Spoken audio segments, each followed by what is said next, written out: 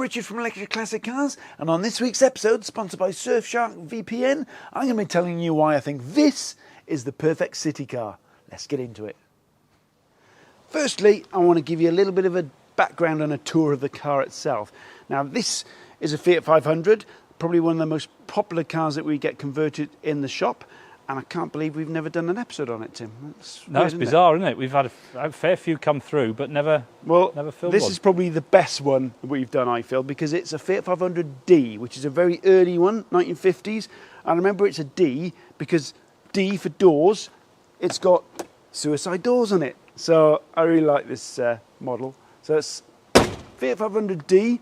I'm not going to show you too much of the actual kit itself that we put in this, because we've done an episode on that before. Click on the linky link above, but I'll give you a quick tour around the car and then we're going to go for a spin. Now, we've got a little bit of a problem because we live in mid-Wales and nearest city is how far away, Tim? About 80 miles away. 80 miles away. It's a good 2 hours to Cardiff, for instance. So we're miles away from a city. So we're going to use the next best thing, our local town. But before we do, I want to show you what's in the front and what's in the back. So let's get into that.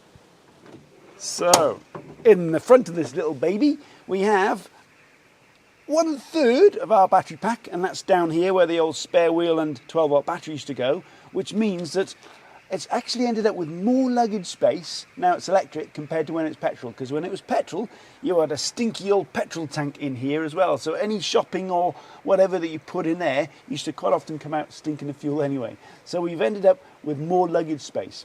We have done one longer range Fiat 500 where we put a battery pack in here as well, but we stopped doing that because, well, two reasons really. It takes up a lot of luggage space, and secondly, it makes the car a little bit too heavy for my liking, so we keep it to the 15 kilowatt hour battery pack that it is now, with 5 kilowatt hours in the front and 10 in the back. So let's have a look at the rear. Now, in the business end of the Fiat 500 used to sit an asthmatic, 15, 18 horsepower, 2-cylinder air-cooled engine. No more. Now we've got the rest of the battery pack, so there's 10 kilowatt hours in there, 5 in the front. We've got the charger in here, and then we've got the motor controller there and some coolant system here. Underneath is the AC20 HPEVs motor, and we've attached that via an adapter plate to the original gearbox. But it doesn't really use the gears really. All you need to do is put it in third and leave it in third and you're good to go. So let's have a look inside.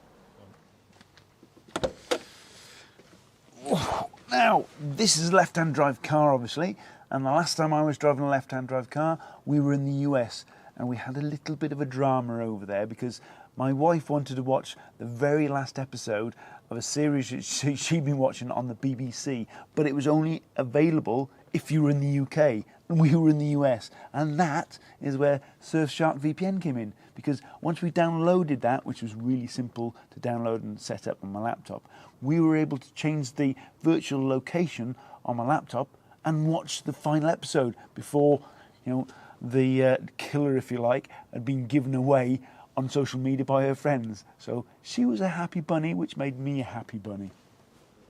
Now, because I can use one login for multiple devices, I had Surfshark VPN on my mobile phone while I was out there as well. And I used that on all the free Wi-Fis, which, I'm not being funny, they're a gold mine for hackers, if you like, to get your personal data. And I really like the fact that Surfshark VPN adds an additional layer of data security because it encrypts all your personal information from your device up to the internet. Now, if you want to benefit from Surfshark VPN, click on the link in the description and use the promo code ElectricClassic. Now, I've taken the roof down now for two reasons really. Number one, so Tim can fit in it later. And number two, so you can see the dashboard and the interior, because it's lovely in here. We've got red carpet, red leather seats, but the main thing I want to kind of emphasize in here is the simplicity of the dashboard. Why can't we have simple dashboards like this in modern cars nowadays? I'm not a fan of touchscreen displays and all that rubbish. All we've got in here is one dial, a speedo. That's all you need to know. A couple of lights on it if there's a problem, and 3 switches. Lights, windscreen wipers, and something else. I think it's interior lights, I can't remember. But that's all you need. And then we've got our little state of charge gauge down here to show you how much charge is left in the battery. Any car designers or interior car designers take note, please. This is what we want, not complexity in modern cars. Would you agree, Tim? Oh, I think it looks great, doesn't it? It's nice, isn't it? Right, go on. I think it's time to see if you fit in the Fiat. I'm going to put the roof back up because I want to see if you fit in with the roof up, mate. Right, we've swapped roles now, so I'm behind the camera. So if the camera work is rubbish, you know what's happened. So Tim's standing by the Fiat, just for a little bit of context to the size difference here. Now we're going to have a bit of a laugh now. Tim, I want you to try and get in the Fiat 500, please. Go on. Now, I have continuously been amused by Tim getting into cars over the years. And let's have a look at the headroom. How much headroom? Loads of headroom. Look at that. No problem at all. Leg room and headroom. Perfect.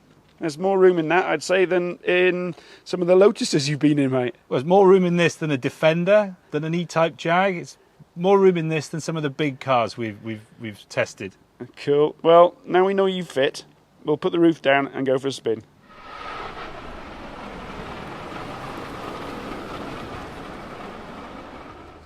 Now, quite often get asked, how do you drive an electric car with gears?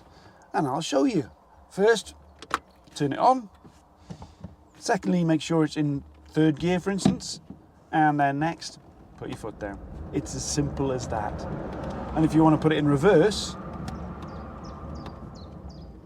just put it in reverse, and away you go.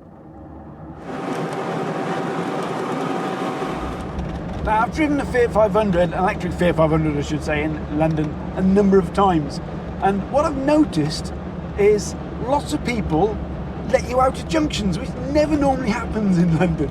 It's like you're driving around a ray of sunshine and people have a smile on their face and point and go, look at that, man. It's really nice driving little Fiat 500, especially an electric one, around in the city. Another major reason why I think these cars are perfect cars for the city is they're so nippy. I mean, not just because it's got electric motor in now and it's got a bit of power and oomph to it, but it's just so small and the steering is just spot on. So, yeah, definitely a massive reason why I think this is a perfect city car, is the nippiness of it. Now, I've come off the main road into a little car park now because I want to show people what the turning circle is like in this car, because it is insane, and turning circle is important in the city.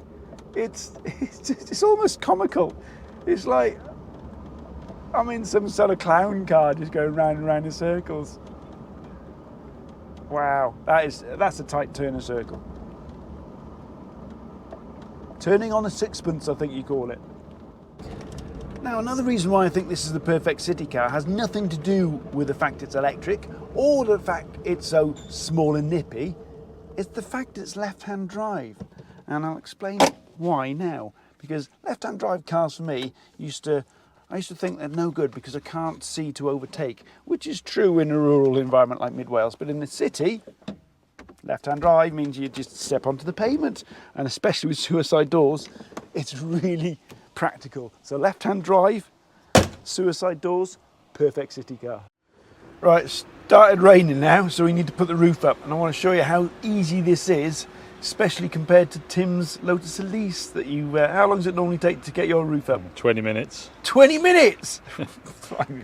Right, let's show you what a real roof is like to put up, mate.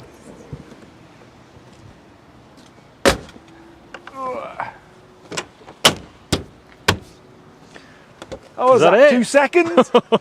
Oh, envy. You need to get yourself a real car, mate.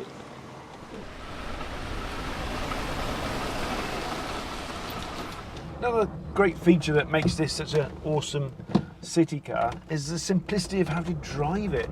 I mean, just because it's electric, you've just got a stop pedal and a go pedal.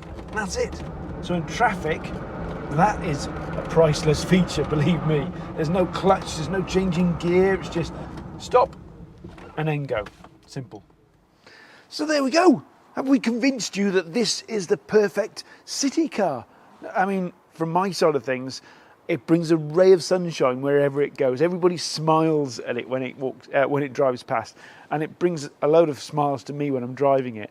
But, you know, from a car perspective in an urban environment, I think this is spot on. I mean, it's small, it's nippy. I mean, you got no emissions and pollution coming out the tailpipe. The turning circle is really, really tight. What else is there, Tim? What have I Cheap missed to out? run. Cheap to run. Left-hand drive as well, getting out onto the pavement. I never liked left-hand drive cars until I drove them in the city. I thought, this is the natural environment, the perfect environment for left-hand drive cars. So there you go. Have we convinced you that this is the perfect city car? Comments below, what other car is better than this in the city? And yes, walking is better, cycling is better, public transport is better in the city, but if you really had to have a car, I don't think you can beat this one. And on that note, I hope you enjoyed this episode, and we'll see you on the next one.